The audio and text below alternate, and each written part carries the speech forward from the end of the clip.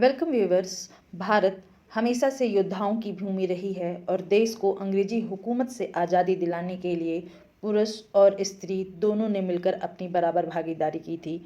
और इसी कड़ी में आज हम जिस वीरांगना की बात करने जा रहे हैं उनका नाम बेगम हजरत महल है, जिन्होंने 1857 में हुई आज़ादी की पहली लड़ाई में अपनी बेहतरीन संगठन शक्ति और बहादुरी से अंग्रेजी हुकूमत को नाको चने चबाने पर मजबूर कर दिया था।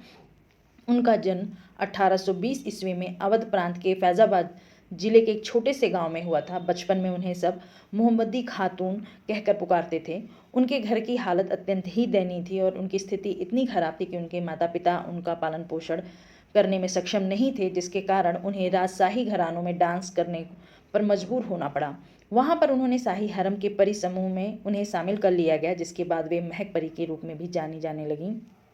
एक बार अवध के नवाब ने उन्हें देखा तो वह उनकी सुंदरता के पर मंत्रमुग्ध हो गए और उन्हें अपनी शाही हरम में शामिल कर लिया और अपनी बेगम बना लिया।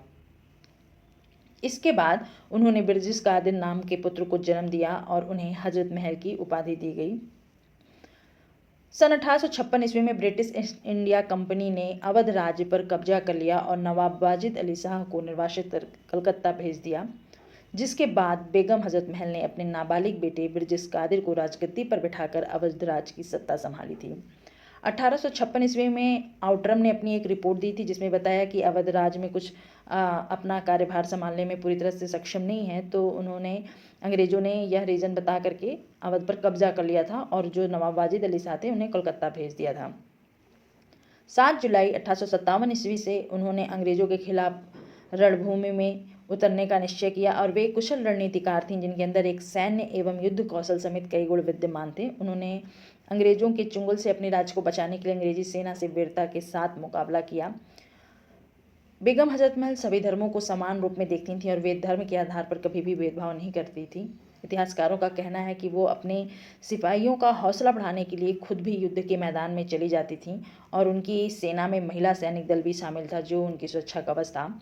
इतिहासकारों के अनुसार अंग्रेजों के खिलाफ हुई इस लड़ाई में बेगम हजरत महल का कई राजाओं ने भी साथ दिया था और उनकी सैन्य प्रतिभा से प्रभावित होकर नाना साहब ने भी उनकी मदद की थी। इस लड़ाई में हजरत महल ने हाथी पर सवार होकर अपनी सेना का कुशल नेतृत्व किया और इस युद्ध के कारण अंग्रेजों को लखनऊ रेजिडेंसी में छिपने के लिए मजबूर होना पड़ा। हालांकि बाद में अंग्रेजों ने ज़्यादा सेना और हथियारों के बल पर एक बार फिर से लखनऊ पर आक्रमण कर दिया और लखनऊ के ज़्यादातर हिस्सों पर अपना अधिकार कर लिया। सर कॉलिन कैंपबेल के नेतृत्व में जो लखनऊ में होने वाला विद्रोह था उसको कुचल दिया गया और जिसके चलते बेगम हजरत महल को पीछे हटना पड़ा और अपना महल छोड़कर जाना पड़ा। बेगम हजरत महल ने अपने जीवन के आखिरी 2 दशक नेपाल में शरणार्थी के रूप में व्यतीत किया। अंग्रेजों ने बेगम को पेंशन का प्रलोभन देकर वापस बुलाना चाहा, लेकिन उन्होंने इस प्रस्ताव को ठुकरा दिया और कहा वह आज़ाद अवध के सिवा उनको कुछ भी स्वीकार्य नहीं है। वर्ष 1879 में बेगम हजरत महल का नेपाल में देहांत हो गया और उनका मकबरा आज भी काठमांडू में स्थित है। 10 मई 1984 को भारत सरकार ने बेगम हजरत महल के सम्मान में एक डाक टिकट जारी किया था। Thank you for watching.